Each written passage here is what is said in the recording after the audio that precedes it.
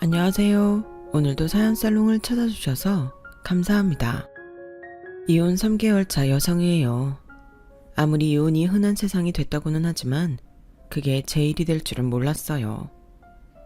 힘든 고비만 잘 넘기면 될 줄 알았거든요. 하지만 내가 직접 그 상황에 처해보니 그게 말처럼 쉬운 게 아니라는 걸 알겠더라고요. 하긴 누군들 안 참고 안 버텨봤겠어요. 그렇게 해도 안 되니 결국 이혼까지 가게 된 거였겠죠. 이미 헤어진 마당에 공개적으로 시댁흉을 떠벌리는 게 보기 안 좋은 일인 건 알지만 이혼한 지 3달이 넘었음에도 여전히 저를 찾아와 화풀이를 하고 가시는 시아버지 때문에라도 참을 수가 없어서 이렇게 사연을 남깁니다. 저희 친정 부모님과 시부모님은 예전부터 아는 사이셨어요. 시아버지의 아버님이 저희 친가에서 일을 하셨거든요. 그래서 아빠와 시아버지는 어린 시절부터 함께 자라셨어요. 그러다 가정 형편 때문에 시아버지가 국민학교 졸업 후 학업을 중단하게 되었고, 그걸 알게 된 저희 할아버지께서 중학교와 고등학교를 보내주셨어요. 사람이 배워야 미래도 있는 거라면서요. 그래서 2살 많은 시아버지와 저희 아빠는 중고등학교 동창이 되었어요. 어릴 땐 내가 형이라고 불렀는데 중고등학교를 같이 다니게 되면서 호칭이 좀 껄끄러워졌어. 나야 상관없는데 호칭 때문에 네 시아버지가 휴학한 사실이 알려지게 되니까 그래서 얕아트면서 그냥 친구로 지내게 됐지. 처음엔 좀 어색했지만 나중엔 오히려 그 편이 낫더라고. 네 시아버지도 그게 편하다고 그러고. 그러다 저희 아빠가 서울에 있는 대학에 진학을 하면서 2분은 사이가 소원해지셨어요. 원래부터 절친까지는 아닌데다 이렇다 할 공감대가 없다 보니 자연히 그렇게 된 거죠. 이후 저희 친할아버지와 시할아버지께서 차례로 돌아가시면서 2 집 간의 인연은 끊어지게 되었어요. 서울에서 대학을 다니던 아빠는 군 제대를 하고 복학하던 해에 같은 학교 음대생이던 저희 엄마와 결혼을 하셨어요. 아직 아빠가 취직도 하기 전이라서 결혼을 할 적기는 아니었지만 아빠의 군 복무 기간 동안 아빠를 기다려준 엄마로서는 한시가 급한 상황이었거든요. 저희 외할아버지께서 저희 엄마를 자꾸 선자리에 내보내셨으니까요. 지금만 해도 여자 나이 25이면 한창이라고 하지만 당시만 해도 혼인 적기로 불렸으니까요. 결국 외할아버지의 닥달에 못 이겨 저희 부모님은 계획보다 일찍 결혼을 하게 되었어요. 그런데 어떻게 보면 결혼을 서두른 게 다행인지도 모르겠네요. 친할아버지께서 저희 부모님이 결혼하고 얼마 안 돼서 세상을 떠나셨거든요. 친할아버지가 돌아가신 뒤로 저희 친가는 쇠락의 길을 걷게 되었어요. 자식이 아닌 남한테 관리를 맡기다 보니 어디서 얼만큼 새 나갔는지 알 길이 없었죠. 그나마 아빠 명의로 된 땅과 통장 예금은 남아있어서 서울의 친가 식구들이 살 집 정도는 마련할 수 있었어요. 하지만 생활이 예전과는 천지 차이였죠. 평생 아버지 돈으로 편히 살아왔던 아빠는 그때 처음 가장의 무게를 알게 되었다고 하더군요. 대학을 졸업하고 무역회사에 취직해 다람쥐 쳇바퀴 돌듯 회사와 집을 오가는 생활이었지만 매달 자신이 벌어오는 돈으로 식구들이 먹고 살 수 있는 것만으로도 감사할 수 있었죠. 고모가 시집을 가고 제가 6살 무렵 할머니가 세상을 떠나시기까지 저희 집은 대가족을 이루고 살았어요. 목돈이 필요할 때면 할머니는 시집 올 때부터 지니시던 폐물과 반지들을 팔아 아빠 몰래 저희 엄마한테 쥐어주셨어요. 그리고 돌아가시기 얼마 전에는 남은 보석과 금부치를 저희 엄마한테 주셨죠. 생활이 어려울 때 저희 아빠 몰래 하나씩 팔아 쓰라면서요. 저희 엄마는 그중 몇 개를 아직도 가지고 계세요. 그걸 보실 때마다 시어머니를 떠올리시곤 하죠. 곳간에서 인신 난다고 생활이 윤택해서 그랬는가 네 할머니는 한 번도 나한테 트집을 잡으시거나 혼수 문제로 괴롭히신 적이 없다. 오히려 내 친정이 어려울 때 아버님 몰래 돈도 해주시고 그랬지. 너도 나처럼 좋은 시어머니를 만나야 되는데 엄마는 친할머니 제사를 지낼 때마다 이 얘기를 하셨어요. 고부간이 여느 친정엄마와 딸 사이처럼 돈독했던지라 저도 자라면서 고부간의 갈등에 대해서는 생각해 본 적이 없었어요. 그래서 더 시어머니가 버겁게 느껴졌었는지도 모르겠네요. 저희 아빠와 시아버지가 다시 만나게 된 건 제가 대학을 졸업하고 첫 직장에 입사했을 때였어요. 거기서 제 남편을 만나게 되었는데 연애 1년 차쯤 되던 무렵 길에서 저희 아빠와 마주치게 된 거예요.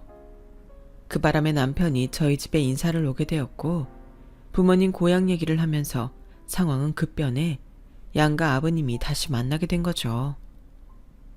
저희 집 사세가 많이 기운 것과 달리 남편네 집은 예전에 비해 살림이 많이 핀 상태였어요. 특히 아버님이 하시는 식당이 장사가 잘 돼서 직장 생활을 하시는 저희 아빠보다 벌이가 훨씬 좋으셨죠. 오랜만에 만난 주인집 아들이 자신보다 못한 처지란 걸 알게 된 아버님은 은근히 기뻐하셨어요. 반면에 저희 아빠는 좀 불편해 보이셨죠. 아버님은 예전에 저희 할아버지한테 은혜를 입은 얘기를 하시면서 고기며 과일 바구니를 들고 저희 집에 자주 왕래를 하셨고 휴가철에는 여행도 함께 가자고 하셨어요. 처음엔 이런저런 핑계를 대며 가족 여행에 빠지시던 아빠도 저와 남편의 혼사 얘기가 오가기 시작하면서는 저를 위해 참석하셨어요. 아빠의 이런 노력에도 불구하고 결혼을 서두를 수 없었던 데는 그럴 만한 이유가 있었어요. 당시 저희 부부가 다니던 회사는 사내 연애 금지였거든요. 결혼식이야 어떻게 한다고 해도 결혼식 이후에 둘 중 하나는 회사를 떠나야 했어요. 뭐? 나보고 이직을 하라고? 왜 내가 옮겨야 되는데 자기가 옮기면 되잖아. 은경아, 너도 생각을 해봐. 어차피 여자는 애 낳고 나면 회사 그만두게 될 확률이 높잖아. 하지만 남자는 달라. 한 직장에 진득하니 다니면서 라인 잘 잡아서 위로 올라갈 준비를 해두는 게 좋다고. 내가 직장 오래 다니면 결국 자기한테 좋은 거 아니야? 인정하고 싶지는 않았지만 남편 말이 틀린 건 아니었어요. 그래서 할 수 없이 제가 결혼을 앞두고 이직을 했어요. 결혼은 이직 후 새로운 회사에 적응을 한 뒤 하게 되었고요. 제가 이직까지 했음에도 불구하고 결혼식을 올리기까지 모든 게 순탄했던 건 아니에요. 저희 시아버지가 저희 아빠 속을 꽤나 긁으셨거든요. 재홍아, 네 딸내미 혼수 걱정은 말아라. 내가 니네 집 사정 누구보다 잘 아는데 설마 혼수 적다고 타박을 하겠냐? 그러니까 형만 믿고 후딱 시골리자. 남들은 아들내미를 있는 집에 장가보내 한미천을 잡을 생각을 한다지만 난 그런 속물 아니다. 돈이라면 나도 차고 넘치게 있어. 예전에 먹을 것도 없어서 지질이 궁상이던 천태섭이가 아니다 이 말이야. 재영이 넌 부모 잘 만나서 배고픔도 모르고 살았겠지만 난 아니잖냐. 내가 배고픔을 겪어본 사람이기 때문에 지금의 이 부를 누리게 된 거라 이 말이야. 재용이 네가 나만큼만 세상을 알았어도 그 많던 네 아버지 재산 그렇게 뺏기지는 않았을 거다. 대학만 나오면 뭐하냐. 세상 돌아가는 이치도 모르는데 내가 너였다면 한 푼도 안 잃고 그 재산 다 지켰을 거다. 듣기 좋은 꽃노래도 한두 번이야. 너 잘난 거 알겠으니까 내 아버지 재산 얘기는 그만해. 어쭈? 이 녀석이 형님한테 너가 뭐야? 네가 아직도 만석부자 아들인 줄 아냐? 고작 월급쟁이 주제에 자존심 있어가지고. 야마, 세월이 변했으면 너도 변화에 적응해야지. 언제까지 도련님 대접받고 살 생각이야? 한 번씩 시아버지가 저희 아빠 속을 긁을 때마다 두 분은 어린 애들처럼 싸움을 하셨고 그로 인해 제 결혼은 미뤄지게 일쑤였어요. 그러다 두 아버님이 극적으로 화해를 하시면서 결혼식은 올릴 수 있었어요. 지금 와서는 차라리 그때 혼사가 어그러졌더라면 좋았을 걸 하는 생각이 들지만요. 신혼여행에서 돌아온 이후 시아버지는 매주 주말마다 저희 부부를 시댁으로 부르셨어요. 우리 집에 시집 온 이상 우리 집 가풍을 익혀야 하지 않겠니? 살림 사는 거 하나하나 네 시어머니한테 배워라. 콩나물값 하나까지 가계부에 제대로 적고 알겠니? 난 너희 친정처럼 돈 아까운 줄 모르고 펑펑 써대는 거 눈뜨고 못 본다. 그래서 니네 본가가 그 많던 돈 다 날리고 그 꼴이 된 거 아니냐? 버는 것도 중요하지만 어떻게 간수하느냐가 더 중요한 거야. 아버지, 그만 좀 하세요. 이 사람 사치 같은 거 안 부려요. 보세요. 남들 다 가지고 있는 명품백 하나 없잖아요. 얼마나 꼼꼼하고 착실한지 결혼 자금도 그동안 회사 생활하면서 모은 돈으로 해결했다고요. 요즘 세상에 이런 여자 없어요. 어머머, 얘 좀 봐. 너 지금 부모 앞에서 네 처 편드는 거니? 이러니 아들 자식 키워도 소용없다고 들었지. 네 아버지 말이 틀린 게 뭐 있니? 얘기 들어보니 네 장인이 부모 재산 잘 관리했어도 3대는 잘 먹고 잘 살았겠더구만. 그걸 못해서 이 사단이 난 거 아니야. 그 피가 어디 가겠니? 나랑 네 아빠 죽고 나면 우리 집 재산도 네 처가 관리해야 할 텐데 우리가 어떻게 마음 놓고 눈을 감을 수가 있겠냐고. 그러니 가르쳐야지. 세아가, 야속다 하지 마라. 우리도 우리 나름의 걱정이 있어서 그런 거니까. 그렇게 시작된 시집살이는 결혼 후 1년이 지나 출산을 하기 전까지 이어졌어요. 그런데 문제는 그뿐만이 아니었어요. 제가 임신을 해서 임신 8개월 이후부터는 출산휴가를 내게 되었는데 남편이 한 걱정을 하더라고요. 큰일이다. 너 휴가 기간 동안 월급도 제대로 안 나올 텐데. 뭐가 걱정이야. 내 월급이 좀 줄긴 하지만 그렇다고 우리가 생활비 감당 못할 정도는 아닌데 정 부족하면 당신이 생활비 좀 더 내면 되잖아. 저희는 결혼할 때부터 각자 월급은 각자 관리하고 생활비만 똑같이 분담해 내고 있었어요. 월급에서 생활비를 제한 돈은 각자 저축을 하든 적금을 들든 알아서 관리하고 있었고요. 임신 때문에 제가 휴가를 받게 되면 월급이 줄긴 해도 남편이 버는 월급이 있으니까 돈 걱정을 할 상황은 아니었던 거죠. 그런데 제가 모르는 뒷거리가 있었더라고요. 뭐? 그럼 지금까지 매달 본가에 100만 원씩 드리고 있었단 얘기야? 나한테 말 한마디 없이? 그럼 어떡해. 내가 당신보다 100만 원 정도 더 버니까 그 돈은 본가로 보내라고 하시는데 나도 돈 보내기 싫었지만 안 그러면 아버지가 당신한테 싫은 소리 하실 텐데 그걸 어떻게 보고 있어? 그깟 돈 주고 말지. 그럼 당신은 그동안 모은 돈도 없겠네? 이렇게 중요한 얘기를 이제서야 하면 어떡해. 아버님도 그렇지. 내 월급이 적으면 도와주시지는 못할 망정 자기 아들이 더 버는 만큼 가져가신다는 게 말이 되냐고. 난 이 일 그냥 못 넘어가. 저는 만삭의 배를 이끌고 시댁으로 향했어요. 그리곤 아버님과 단판을 지었죠. 아버님은 당신만의 계산법으로 매달 남편이 저보다 더 버는 만큼은 당신이 챙겨가야겠다고 끝까지 우기셨고 저는 태어날 아이를 생각해서라도 그건 안 된다고 못 박았어요. 아버님이 전 그 돈을 받으셔야겠다면 저 애 안 낳을 거예요. 애 키울 돈도 없는데 무슨 애를 낳아요? 저 당장이라도 병원 가서 애 지우겠습니다. 이런 너 지금 그걸 말이라고 하는 게냐? 그깟 돈 100만 원 때문에 애를 지운다니 그게 부모로서 할 말이냐? 제가 이런 모진 말을 하게 만든 건 아버님이세요. 세상에 어떤 부모가 이런 식으로 아들 내외한테 돈을 뺏어가요? 이이가 돈을 더 벌면 그게 제 손으로 들어오는 돈인가요? 다 저희 가족이 쓰는 돈이잖아요. 태어날 아기가 쓰게 될 돈 아니냐고요. 근데 그걸 아버님이 가져가시겠다니 저도 어쩔 수 없는 거죠. 아버님 욕심이 손주 목숨을 뺏는 거라는 것만 알아두세요. 애를 안 낳겠다는 제 초강수에 아버님은 결국 두 손을 들고 말았어요. 집에 돌아와 친정엄마한테 이 얘기를 했더니 엄마가 혀를 차시더라고요. 너나 네 시아버지나 똑같은 사람들이다. 뱃속에 아기를 두고 그런 흥정을 하고 싶니? 하여간 대단들하다. 그럼 어떡해? 먹고 죽을 돈도 없는데 시댁은 도와줄 생각도 안 하지. 암튼 나도 이젠 시부모 앞에서 할 말은 하고 살 거야. 내 새끼도 태어날 마당에 더는 바보처럼 당하고 살 수만은 없으니까.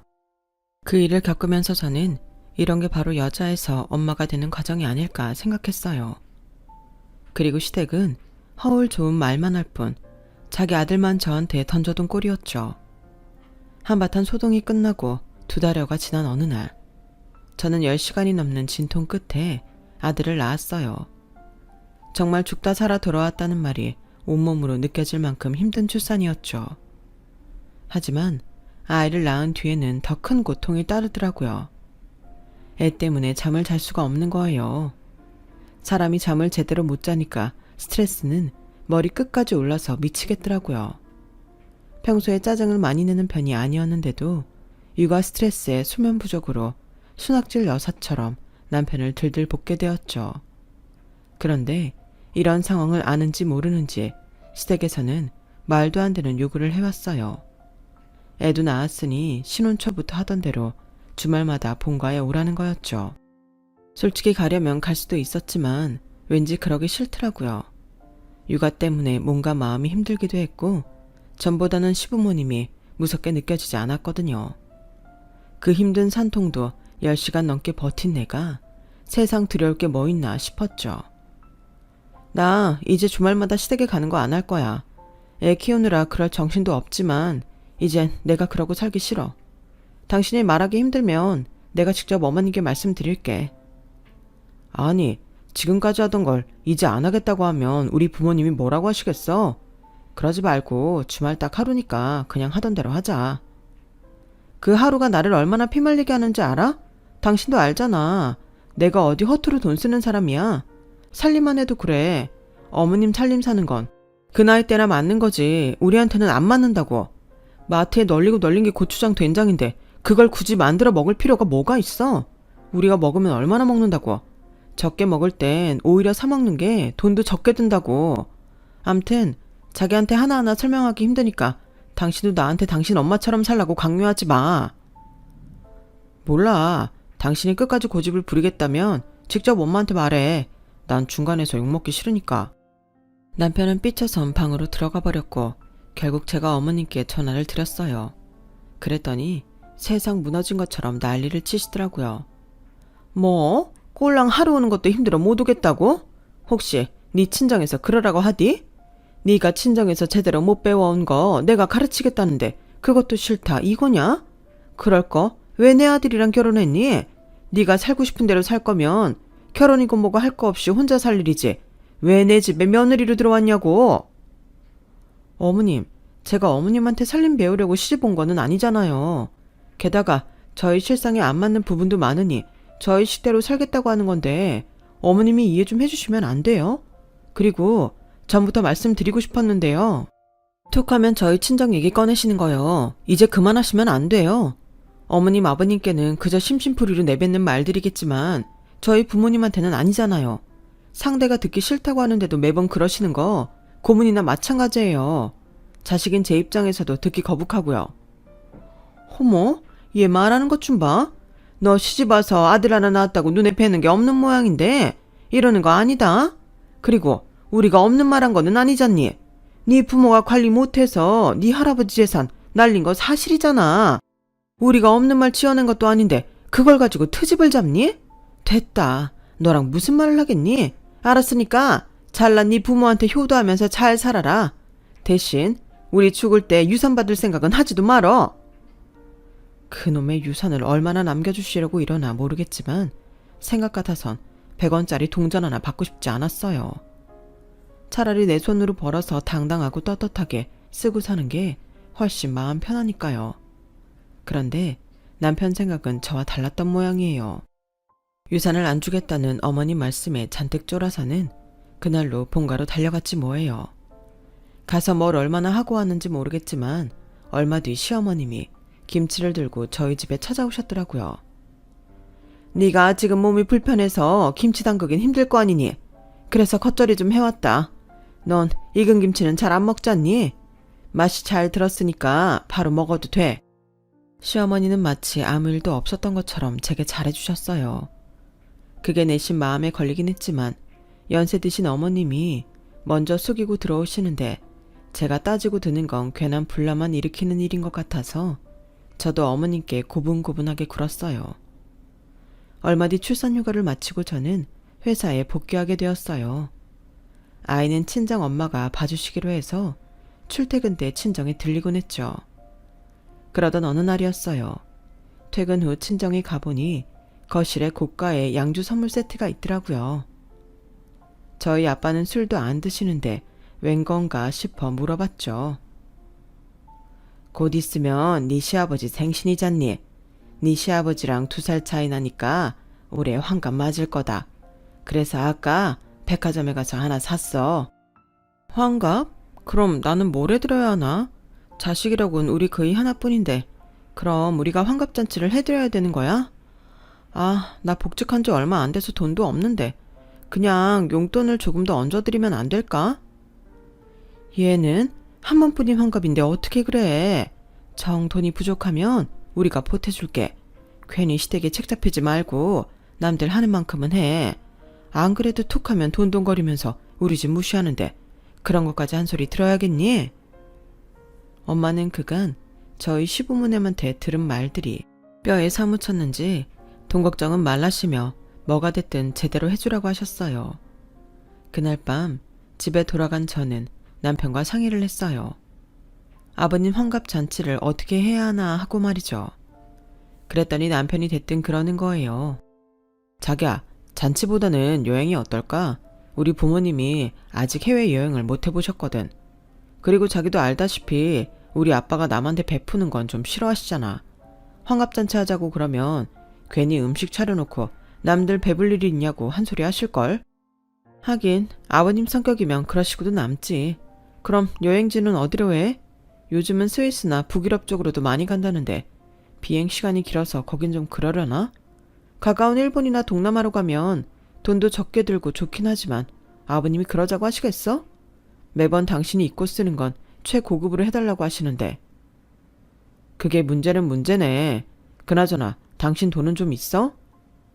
당연히 없지. 우리 엄마가 보태주신다고 했으니까 일단 빌려 쓰고 나중에 갚아야지 뭐. 우리 둘이 아무리 머리를 싸매도 아버님 마음에 안 들면 아무 소용없는 거라서 일단 시댁에 찾아가 환갑잔치에 대한 아버님 의견을 여쭤봤어요. 그랬더니 남편 말대로 환갑잔치는 하기 싫다고 하시더군요.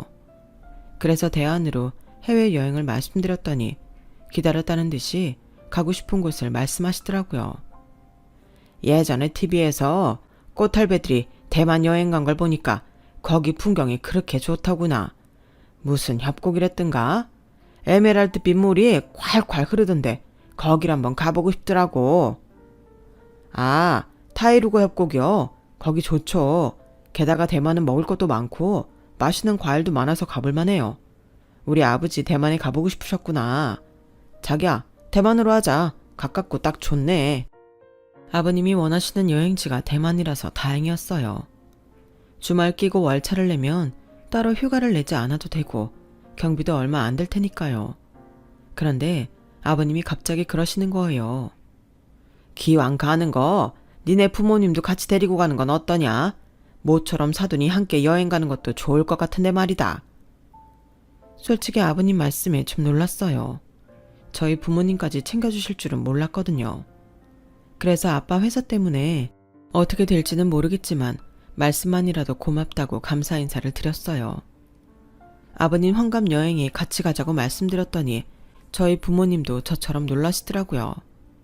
엄마는 우리가 따라가도 되는 거냐고 걱정을 하셨고 아빠는 모처럼 사돈이 같이 가자고 하는데 거절하기도 뭐하다시며 회사에 월차를 내겠다고 하시더군요. 그렇게 해서 저희 부부는 친정 부모님과 시부모님을 모시고 대만 여행을 떠나게 되었어요. 그런데 티켓팅을 하는 과정에서 황당한 상황을 접하게 된 거예요. 아버님 어머님은 비즈니스로 가고 저희 부모님과 저희 부부는 이코노미로 간다지 뭐예요. 서울에서 타이베이까지는 비행시간이 기껏해야 2시간 반인데 무슨 비즈니스야. 아니, 그리고 이런 경우가 어딨어. 비즈니스로 할 거면 우리 부모님도 같은 걸로 해야지. 왜 자기 부모님만 비즈니스야? 이번 여행 경비 중 반은 우리 부모님이 내신 거 몰라? 나도 그러려고 했지. 근데 아버지가 돈 많이 나간다고 그렇게 하라시는 걸 어떡해. 암튼 장인 장모님한테는 비밀로 해. 괜히 아시면 기분 상하실 테니까. 여행 시작부터 기분이 팍 상했지만 어찌됐든 아버님 환갑 여행이라서 일단은 참기로 했어요. 그런데 생각지도 않은 상황 때문에 시부모님이 비즈니스에 탄 게 들키고 만 거예요. 평소 저희 시아버지는 술고래의 골초이신데 그 바람에 사단이 난 거죠. 기내에서 술을 잔뜩 드시고는 기내 화장실에서 담배를 피우시려다 승무원한테 딱 걸린 거예요. 다행히 국내 항공이라서 승무원이 한국말로 주의를 주었는데 그걸 들은 아버님이 길길이 날뛰신 거죠. 내가 비즈니스 손님이야. 그게 얼마짜리 편줄이나 알아? 그 비싼 돈을 받아먹고는 술도 개미 오줌만큼 주더니 이젠 담배도 못 피게 하느냐고.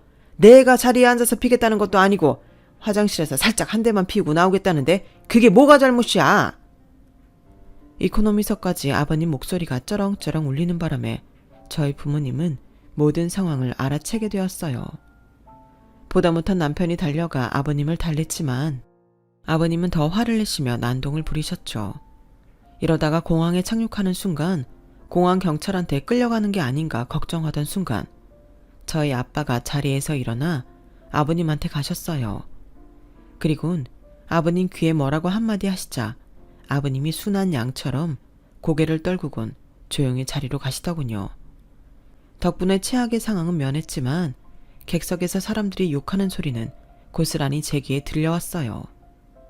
아빠가 자리로 돌아오시자 엄마가 무슨 얘기를 했냐고 물었더니 아빠가 빙그레 웃으시면서 그러시더라고요. 내가 무역회사에 다니느라 해외 출장을 많이 다녀봐서 아는데 이런 경우 항공권 가격의 100배를 벌금으로 내게 된다고 했더니 입을 다물더구만. 하여간 저 녀석한테는 돈 깨진다는 말이 세상에서 제일 무서운 소리라니까. 아빠의 거짓말 덕분에 시아버지는 무사히 타이베이 공항에 내릴 수 있었어요. 여행 중에도 아버님이 무례한 행동을 할 때마다 저희 아빠가 벌금을 무기로 단속을 하셨죠. 그렇게 말도 많고 탈도 많았던 아버님 환갑 여행이 끝나고 드디어 한국 땅을 밟게 되었어요. 저는 공항에 내리는 그 순간 결심을 했어요. 다시는 아버님을 모시고 해외로 나가지 않겠다고 말이죠. 어글리 코리안의 정석을 보여주신 아버님과는 100억을 준대도 절대로 함께 여행하기 싫더라고요. 남편도 자기 아버지가 창피했는지 여행에서 돌아온 뒤 그러더라고요. 여보, 장인어른 환갑 때는 여행 말고 다른 걸로 해드리자. 여행 간다고 하면 아버지가 따라오신다고 할 거 아니야. 아, 난 이번 같은 경험은 다시는 하고 싶지 않아. 누군 가고 싶겠어? 나도 싫으네요. 결국 아버님 때문에 이후로 그 누구도 가족여행의 기억자도 꺼내는 사람이 없었어요. 환갑여행 이후 아버님은 저희 아빠 앞에서 전보다 온순해지셨어요. 아무래도 여행 중에 자신이 벌인 일이 창피하긴 하셨던 모양이에요. 뭐 어찌됐건 간에 양가 부모님 사이가 전보다 유해졌으니 저로서는 이보다 좋을 수가 없었죠. 비록 여행 경비도 깨지고 기내에서부터 쪽이란 쪽은 다 팔리긴 했지만요. 그렇게 시간은 흘러 저희 애가 두 돌을 앞둔 어느 날이었어요. 남편이 평소 잘 안 하던 술을 마시고 왔더라고요. 평일이라서 다음날 출근도 해야 하는 사람이 말이에요. 그래서 부랴부랴 술 깨는 약도 먹이고 옷도 갈아입혀서 재웠는데 다음날 일어날 생각을 안 하는 거예요. 자기야 일어나. 나도 엄마한테 애 데려다주고 출근해야 한단 말이야. 나 출근 안 해도 돼. 그러니까 더 자게 내버려둬. 왜 출근을 안 해? 자기 휴가 받았어? 아님 회사에 무슨 일 있는 거야? 제가 남편을 흔들어 깨우며 끈덕지게 묻자 남편은 부스스한 얼굴로 일어나 앉았어요. 그리고는 이실직고를 하더군요. 회사에서 희망퇴직 대상자에 오른 지 좀 됐는데 더는 버티기 힘들어서 사표를 냈다고요. 어제 술을 마신 것도 자기 송별회라서 그랬다나요? 아니 그렇게 중요한 얘기를 왜 이제서야 해? 그럼 직장은 알아보긴 한 거야? 그만두기 전에 직장부터 알아봤어야지. 아 몰라. 야, 넌 내가 월급 못 받아볼까봐 그게 걱정이냐? 내 걱정은 안 돼. 솔직히 우리 아버지 말대로 처가에 힘만 있었다면 내가 직장 하나 잃은 걸로 걱정은 안 할 거 아니야. 이건 뭐 처가라고 내 장사 미천을 대줄 능력이 되나? 회사 관둬도 일자리를 마련해줄 처지가 되나? 아무 쓸모도 없잖아. 에휴, 이런 결혼은 뭐하러 한 건지. 당신 지금 말 다 했어? 회사에서 잘린 건 당신인데 왜 내 친정 탓을 해? 엄연히 따지면 당신 능력 부족 아니야? 아직 40도 안 된 나이에 회사에서 나가라고 한다면 그건 당신이 회사에 필요하지 않기 때문인 거잖아.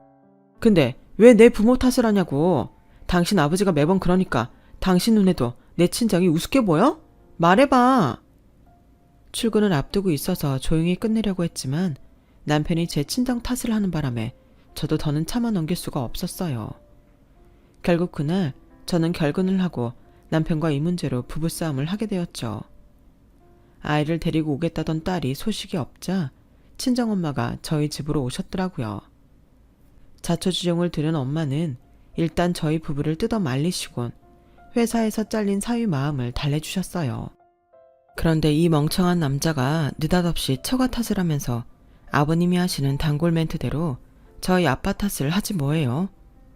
솔직히 이럴 때 처가덕 바라는 거 당연한 거 아닙니까? 저만 이런 마음 갖는 거 아니잖아요. 남들은 회사에서 잘려도 잘난 처가덕에 걱정 없이 산다는데 저는 이게 뭐냐고요. 장모님도 그래요. 말로만 사위 위한다고 하지 마시고 실질적인 도움을 줄 생각을 하셔야죠. 하다못해 치킨집 하나 차릴 돈 정도는 해주실 수 있는 거 아니에요? 아버님 곧 퇴직하실 텐데 퇴직금 뒀다 뭐 하시려고요? 자식이라곤 저 사람 하나뿐인데 사위인 제가 살아야 장모님 딸도 사는 거잖아요. 안 그래요? 그러니까 장인어른 퇴직금으로 가게 하나만 차려주세요. 그 약속만 해주시면 저 더 욕심 안 부릴게요. 보자 하니 자네 안 되겠군. 젊은 사람이 일자리 다시 찾을 생각은 않고 뭐? 다 늙은 장인 퇴직금으로 가게를 차려달라고? 기가 막혀서 원. 막말로 그 나이에 회사에서도 잘린 사람을 내가 뭘 믿고 가게를 차려주나? 장사는 쉬운 줄 아나? 자네같이 썩어 빠진 정신이 가지고 사는 사람이 단번에 성공할 정도로? 어림도 없네. 오늘 들은 말은 못 들은 걸로 할 테니 정신 차리고 새 직장이나 알아보게. 장모님, 정말 이러시기에요. 이렇게 나오시면 저도 생각이 있습니다. 저요, 앞으로 처가엔 발도 안 들일 거예요. 아유, 그러게나. 나도 자네 같은 사위 필요 없네. 원 말이 되는 소리를 해야 들어주지. 어디서 대도 않는 소리를 짓거리고 있어.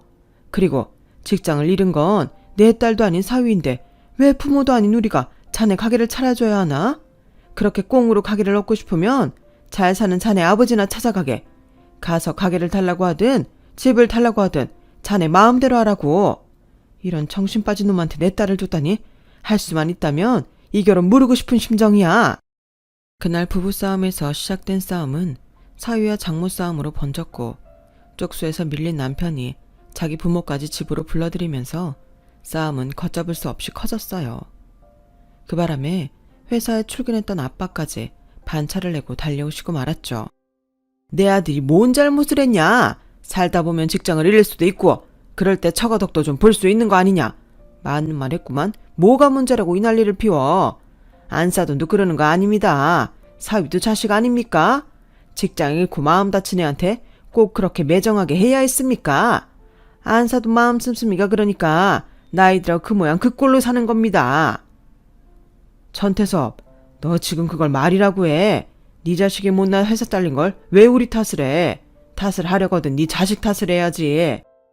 이 자식이 어디서 반말이야. 너 임마 나보다 2살 어린 놈이 왜 자꾸 반말이야. 네가 아직도 도련님 행사를 하고 싶은 모양인데 웃기지 마 이 자식아. 니네 집 망한 게 언젠데 아직도 그 버릇을 못 고쳐. 고작 월급쟁이 주제에 까불긴. 2살이 아니라 10살이 많아도 나한테 넌 천태섭이야. 기억 안 나냐? 네가 우리 아버지 도움으로 중학교 들어갈 때 네 입으로 뭐라 그랬냐? 앞으로 네가 날 형으로 모신다고 했냐 안 했냐?